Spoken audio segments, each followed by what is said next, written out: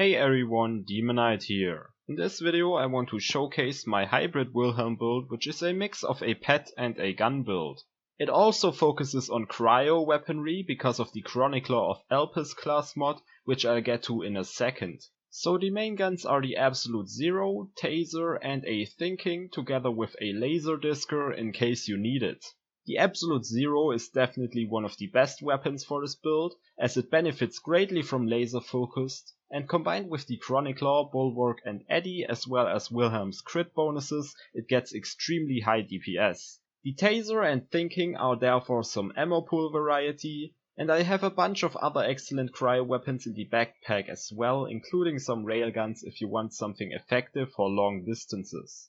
About the laser discer, most enemies go down easily with the Absolute Zero, but in case you encounter something that's cryo resistant or a boss, you can chuck this at it.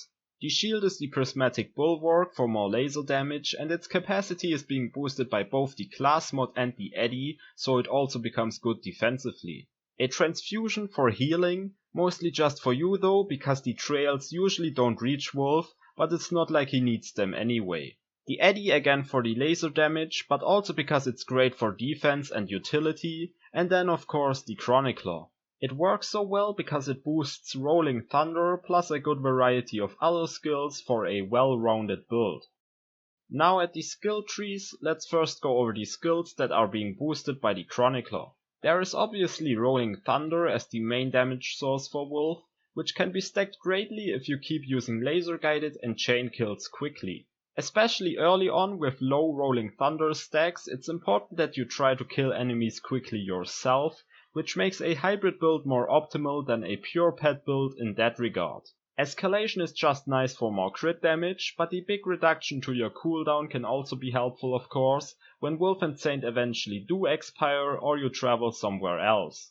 Emergency respawns and divert power work excellent together, and since the damage reduction of divert power has harshly diminishing returns, more points would only really help your shield. They also synergize with Vengeance Cannon, which nullifies your crosshair recoil. Then there's Hazmat Containment System, which is also not really worth putting more points into, but what's nice about it is that it also affects Wolf. Aside from those skills, other important skills are obviously Laser Guided and Omega Strike. Omega Strike is actually not boosted by Wolf's damage skills, but it still deals a lot of damage against frozen enemies. Then Fire Support, Suppression and Afterburner.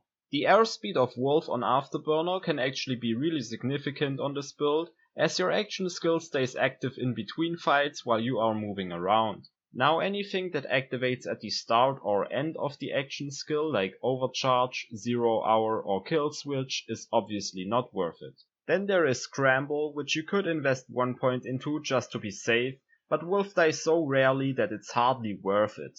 And lastly, Venom Balls is actually a good skill to have for maps with lots of armored enemies, but I just don't think anything is worth taking points from to put into this skill. And of course on non-DLC maps, armored enemies are rather uncommon anyway. So that's my Hybrid Wilhelm build. Compared to a pure pet build, this trades DPS of Wolf for a ton of DPS for yourself, and compared to a pure gun build, this trades DPS for yourself for a ton of DPS for Wolf.